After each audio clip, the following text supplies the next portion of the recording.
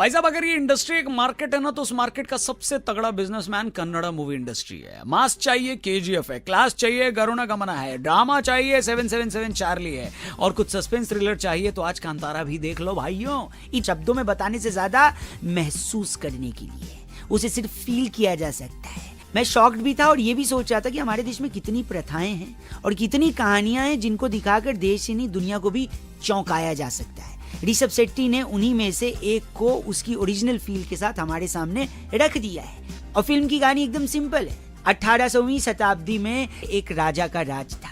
एक दिन वो एक पूरा जंगल इलाके के लोगों को दान कर देते हैं। इसमें बीच में पंजुली देव की भी कहानी है, जिनका आशीर्वाद जंगल और राजा दोनों पर है। वहीं गुलिया देव का भी एलिमेंट इसमें जोड़ा गया है। गुलिया देव की भी कहानी हमारे पौराणिक इतिहास में मिलती है। एक बार माँ पार्वती को कैलाश में एक पत्थर मिलता है जो वो महादेव को देती है, जिसको वो जमीन पर फेंकते हैं तो गुलिया देव का जन्म होता है।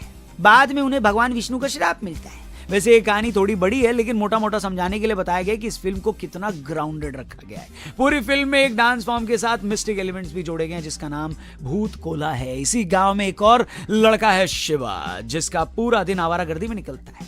इसी आता है मुरली, जिसको जंगल के लोगों की प्रथाएं समझ नहीं आती हैं। उसके लिए जंगल की जमीन सरकार की जमीन है। दूसरी तरफ वहां गांव और जंगल के लोगों के लिए वो जमीन उनकी है, क्योंकि राजा ने खुद उसे दान दिया होता है। अब यहां से शिवा और मुरली की लड़ाई शुरू होती है, जो क्लाइमेक्स में जब आती है तो भैया दिमाग हिला देती है। डिवाइन एक्सपीरियंस जीने को मिलता है। और अभी बात करते हुए गूज़बम्स आ रहे हैं मेरे को। सोचो देखते हुए क्या फील हो रहा होगा। ऋषभ भाई आप जीनियस हो।